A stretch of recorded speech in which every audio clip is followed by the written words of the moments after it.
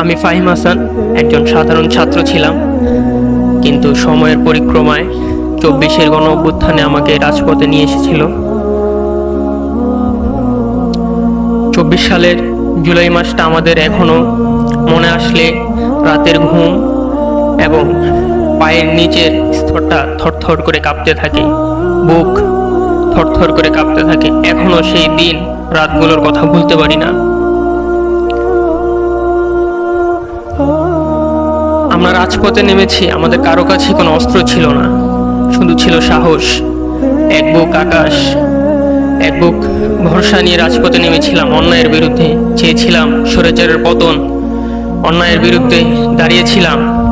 যে যার যার অবস্থান থেকে আমরা দাঁড়িয়েছিলাম রাজপথে গুলির বিরুদ্ধে। গুলির মুখে দাঁড়িয়েও আমরা কেউ দমে যাইনি। অন্যায়ের বিরুদ্ধে কথা বলতে আমরা কেউ ভীত পা হইনি। আজ আমরা বলি স্বাধীন বাংলাদেশে আমরা আছি। স্বাধীন বাংলাদেশে আমরা এখন দেখতে পাচ্ছি অনেককে বিভিন্নভাবে ট্যাগিং, স্পেশালি যেই জঙ্গি নাটকটা করেছে, খুবই খারাপ লাগে জিনিসটা দেখতে।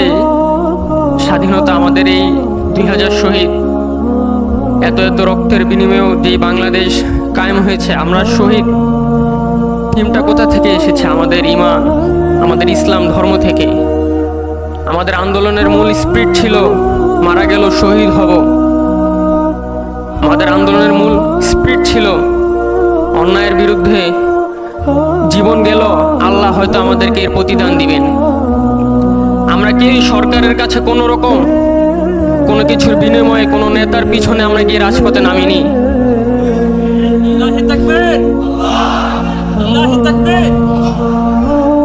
আমরা আমাদের ইমানের মজবুত ইমান থেকে যে যার যার অবস্থান থেকে রাজপথে নেমেছিলাম, অন্যায়ের বিরুদ্ধে কথা বলেছিলাম।